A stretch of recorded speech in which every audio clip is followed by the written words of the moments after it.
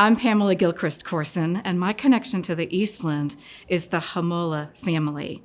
I lost my great-grandmother and her daughter, and my great-grandfather and the other daughter were saved.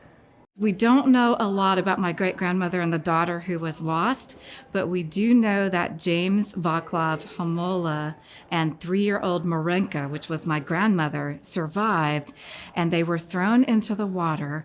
My grandmother was hanging onto my grandpa's neck for dear life, and he said, "Whatever you do, don't let go." And she felt a tugging and a tugging and a tugging, and somebody was tugging on her father's leg, and it was a man. And he said, "Help me, save me, I can't swim." But then he saw that my grandma at 3 years old was hanging on, and he said, "Oh, you've got a baby." And he let go and slipped into the Chicago River. That's what my grandmother remembers.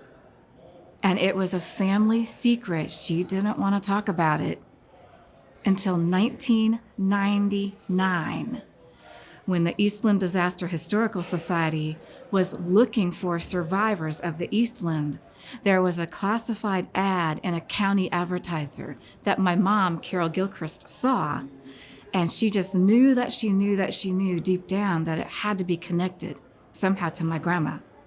So she went out, and they sat at the kitchen table, and my mom said, "Is this you? Were you part of this story?" And down came the tears, and out came the story of telling about what happened at the Eastland that day.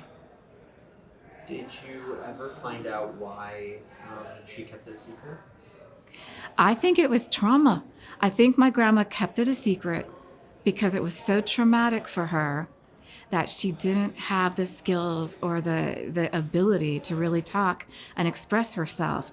So it was always, we knew something had happened, but we didn't know what.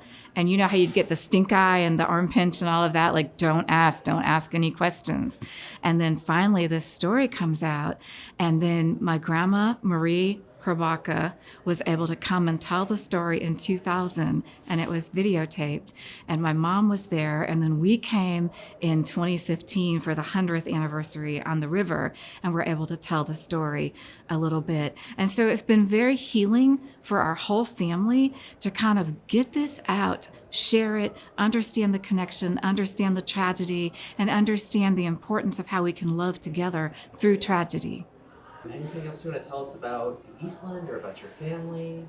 So my grandmother married my grandfather, George Hrobika, if you say it in the Bohemian way, and they lived in the Berwyn area for many, many years, and then decided they made a big decision that they wanted to get out of the city. So they moved to southwestern Michigan, between South Haven and Kalamazoo, Michigan, and bought a 100-acre farm, and they lived in a tiny shack on the farm and decided that they would raise chickens and grow strawberries and grow asparagus and have a completely different life.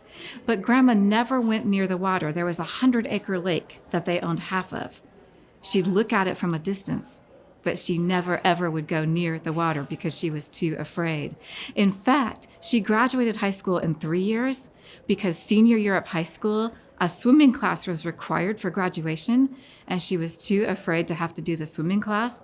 So she's like, if I do these other classes and graduate early, I can avoid that requirement. And my mom was always afraid of the water. My mom, Carol Gilchrist, she would look at it from afar. She admired it, but didn't want to get too close, didn't want to be near it at all either. And I remember she'd lay out in the sun, Hawaiian tropic slather, this was the 70s, right? Everywhere, and that's all great. But getting in the water was not something that she would do. And finally, in these latter years of her life, she's learned to let go and get in the water, learn to swim a little bit, and she'll get in the pool with a pool noodle and float around. And I think it's been really healing for her. Now the water is therapy for my mom, rather than something horrible and tragic that we'd always connected it to. The water's been very healing.